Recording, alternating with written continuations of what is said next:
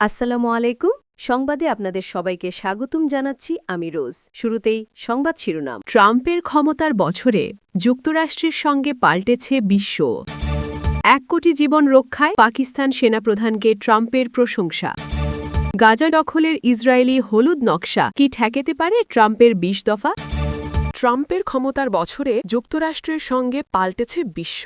১ দশক আগে রাজনৈতিক অঙ্গনে পা রাখার পর থেকে প্রেসিডেন্ট ডোনাল্ড ট্রাম্প এই বিপর্যয়কর শক্তি হিসেবে কাজ করেছেন। ২০ জানুয়ারি তার দ্বিতীয় মেয়াদের ১ বছর পূর্ণ হবে, কিন্তু তার দ্বিতীয় প্রেসিডেন্ট আমলের প্রথম বছরে পরিবর্তনের গতি আমেরিকান প্রজাতন্ত্রের প্রায় ২৫০ বছরের ইতিহাসে এর আগে দেখা যায়নি। জানুয়ারিতে তার শপথের পর ট্রাম্প নতুন শুল্ক পরিকল্পনার মাধ্যমে বিশ্ব বাণিজ্য শৃঙ্খলাকে পাল্টে দিয়েছেন। মার্কিনীদের পকেট কাটার ব্যবস্থা করেছেন। ট্রাম্প বিশ্বব্যাপী সংঘাতের মধ্যে হোয়াইট হাউসে প্রবেশ করেছেন। অর্থনৈতিক হুমকি ব্যবহার করে সংঘাত বন্ধের চেষ্টা করেছেন। কখনো সফলতা পেয়েছেন। তার দাবি মধ্যপ্রাচ্যে ঘটেছে। ট্রাম্প ইউএসএআইডির তহবিল প্রায় বন্ধ করে দিয়েছেন। স্বাভাবিক অনুমোদন ছাড়াই হোয়াইট হাউসে ব্যাপক কাঠামোগত পরিবর্তন করেছেন। রাস্তায় টহল দেওয়ার জন্য ন্যাশনাল গার্ড মোতায়েন করেছেন। নিজের নাম যুক্ত করার পর কেনেডি সেন্টারের নাম এখন ট্রাম্প কেনেডি সেন্টার। তিনি গাজায় যুদ্ধবিরতি আনলেও ইসরায়েলি হামলা থামেনি, বরং গাজার পুরোটাই দখলের চেষ্টায় ইসরায়েল। নতুন করে ভেনেজুয়েলায় হামলার চেষ্টা এবং নাইজেরিয়ায় বড় ধরনের হামলা করা হয়েছে। পূর্বসূরিদের তুলনায় বেশি নির্বাহী আদেশ জারি করেছেন।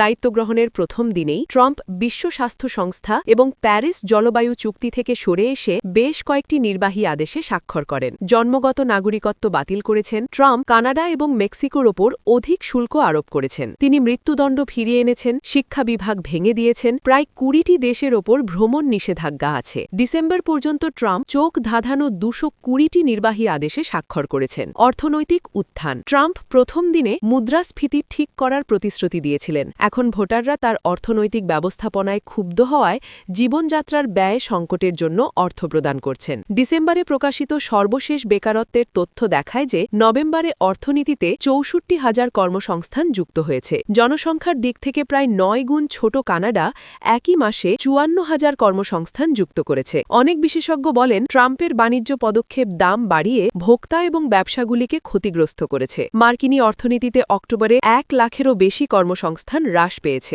অর্থনীতির এই চিত্র বৈশ্বিক অর্থব্যবস্থাকেও সংকটে ফেলেছে। শুল্কারও ব্যাপক প্রভাব রেখেছে। স্বাস্থ্যসেবার ব্যয় বৃদ্ধি। স্বাস্থ্যসেবা ব্যয়ের চিরন্তন সমস্যাটি আমেরিকানদের ব্যাংক অ্যাকাউন্টগুলোকেও ক্ষতিগ্রস্ত করছে। ফেডারেল ওবামা কেয়ার ভর্তুকি সম্প্রসারণের বিষয়ে কংগ্রেসের অগ্রগতি ব্যতীত প্রিমিয়াম বেড়েছে এবং আরও বাড়বে বলে আশা করা হচ্ছে। ট্রাম্প এই বিষয়টিতে খুব কম মনোযোগ দিয়েছেন। ২০২৪ সালে প্রেসিডেন্ট বিতর্কের সময় তিনি ব্যঙ্গ করার সুরে বলেছিলেন তার পরিকল্পনা আছে, কিন্তু সেগুলো এখনও প্রকাশ পায়নি। অভিবাসন দমন অভিযান। ট্রাম্প অভিবাসন নিয়ন্ত্রণকে তার রাজনৈতিক এজেন্ডার কেন্দ্রবিন্দুতে পরিণত করেন। মার্কিন কাস্টমস অ্যান্ড বর্ডার প্রোটেকশন থেকে প্রাপ্ত তথ্য দেখায় যে ট্রাম্প নিরাপত্তা জোরদার এবং কার্যকরভাবে সমস্ত শরণার্থী প্রোগ্রামই বন্ধ করে দেওয়ায় কম সংখ্যক অভিবাসী মার্কিন মেক্সিকো সীমান্ত পেরিয়ে প্রবেশের চেষ্টা করছে। মার্কিন স্বরাষ্ট্র নিরাপত্তা বিভাগ জানিয়েছে ট্রাম্প ক্ষমতায় আসার পর অভিযানে ৬ লাখেরও বেশি নির্বাসন হয়েছে। বিভাগটির মতে আনুমানিক ১৯ লাখ অবৈধ অভিবাসী স্বেচ্ছায় স্বনির্বাসনও করেছেন।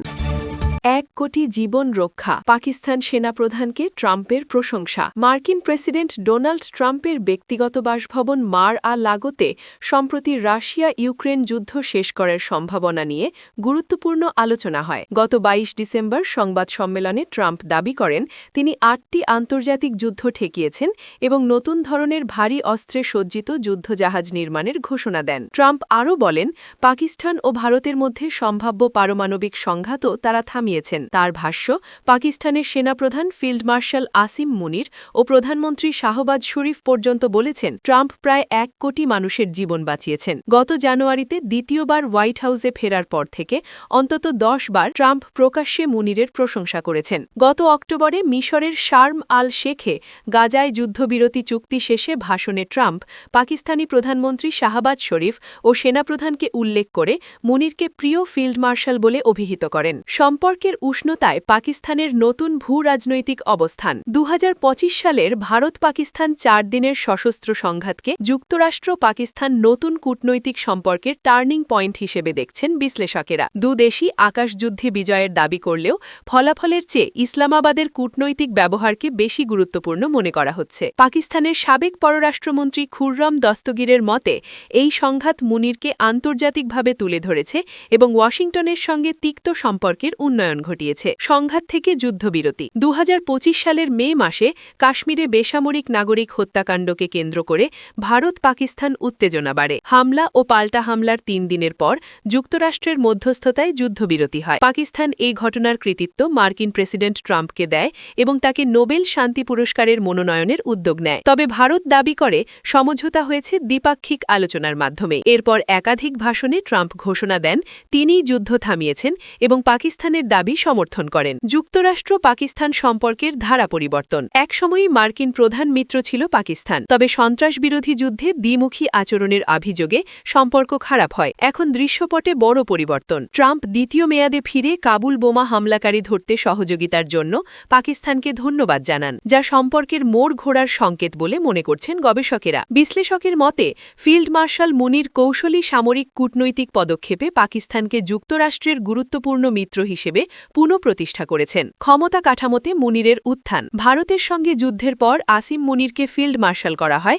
এবং পরে নতুন পদ চিফ অফ ডিফেন্স ফোর্সেস যুক্ত হয়। ফলে সেনা, নৌ ও বিমান বাহিনী তার অধীনে আসে। পদোন্নতি ও ক্ষমতা বৃদ্ধি নিয়ে সমালোচনা থাকলেও বৈদেশিক সাফল্যে পাকিস্তান লাভবান হয়েছে। বাংলাদেশ, মধ্য এশিয়া ও মধ্যপ্রাচ্যের সঙ্গে কূটনৈতিক যোগসূত্র বৃদ্ধিও নজরকাড়া। ট্রাম্পের সঙ্গে একাধিক বৈঠক, সৌদি আরবের সঙ্গে প্রতিরক্ষা চুক্তি এবং গাজায় শান্তিরক্ষা বাহিনীতে অংশগ্রহণের আগ্রহ পাকিস্তানকে নতুন ভূ-রাজনৈতিক শক্তিতে রূপ দিয়েছে বলে মনে করছেন পর্যবেক্ষকেরা। বিদেশে সাফল্য, ঘরে বিতর্ক। বিদেশনীতি সফল হলেও দেশের অভ্যন্তরে সহিংসতা, স্বাধীনতা সংকোচন ও ২৭তম সংবিধান সংশোধনী নিয়ে বিতর্ক রয়েছে। আসিম মুনিরের অতিরিক্ত ক্ষমতা, ইমরান খানের কারাবাস, বেলুচিস্তান সংকটসহ বিভিন্ন ইস্যু গোপনে ঢাকা পড়ে যাচ্ছে বাইরের সাফল্যের আড়ালে, এমন মন্তব্যও আছে। তবে সমর্থকদের যুক্তি, রাষ্ট্রীয় স্থিতিশীলতা ও সংস্কারে সেনাবাহিনীর শক্তিশালী ভূমিকা প্রয়োজন ছিল।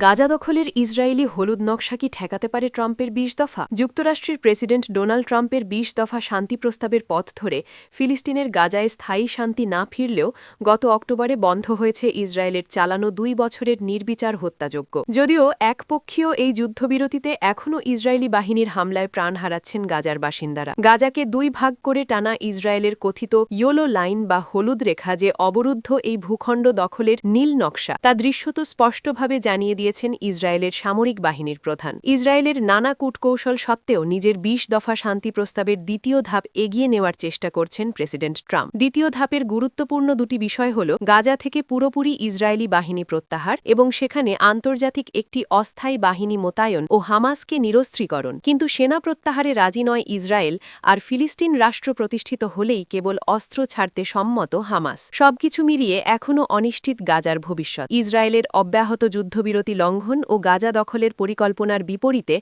হামাসের প্রতিরোধ চালিয়ে যাওয়ার অঙ্গীকার, এ দুয়ের ফলে এবছর বন্ধ হওয়া সংঘাত কতদিন টিকবে, নতুন বছরে তার ওপরই নজর থাকবে সবার। গ্লোবাল সুমুদ ফ্লোটিলা গাজায় ইসরায়েলি হত্যাযজ্ঞ শুরু হয় ২০২৩ সালের ৭ অক্টোবর। ওই দিন দক্ষিণ ইসরায়েলে ঢুকে নজিরবিহীন হামলা চালায় হামাস সহ গাজার স্বাধীনতাকামী সংগঠনগুলো। এ হামলাকে পুঁজি করে ওই দিনই গাজায় নির্বিচার হামলা শুরু করে ইসরায়েল। বন্দি বিনিময়ের জন্য মাঝে কিছুদিনের বিরতি ছাড়া ২ বছর ধরে চলে এই হত্যাযজ্ঞ। ইসরায়েলি বাহিনীর পোড়ামাটি নীতির ফলে বিরান ভূমিতে পরিণত হয় অবরুদ্ধ উপত্যকাটি। সর্বাত্মক অবরোধের কারণে গাজায় নেমে আসে দুর্ভিক্ষ, দুধের অভাবে প্রাণ হারাতে থাকে শিশুরা। ইসরায়েলের এই অমানবিক অবরোধ ভাঙতে সমুদ্রপথে গাজার উদ্দেশ্যে রওনা হয় গ্লোবাল সুমুদ ফ্লোটিলা। এই ফ্লোটিলার প্রথম বহর ৩১ অগস্ট স্পেনের বার্সেলোনা থেকে যাত্রা শুরু করে। এরপর ১৩ থেকে ১৫ সেপ্টেম্বর তিউনিশিয়া এবং ইটালির সিসিলি দ্বীপ থেকে আরও নৌযান এ বহরে যুক্ত হয়। এছাড়া গ্রিসের সাইরাস দ্বীপ থেকে পরবর্তী সময় আরও কিছু নৌযান ত্রাণ নিয়ে বহরে যুক্ত হয়। নৌযানগুলোয় প্রতীকী হলেও উল্লেখযোগ্য পরিমাণ মানবিক কার্গোয়ে খাদ্য, চিকিৎসা সামগ্রী ও গাজার জনগণের জন্য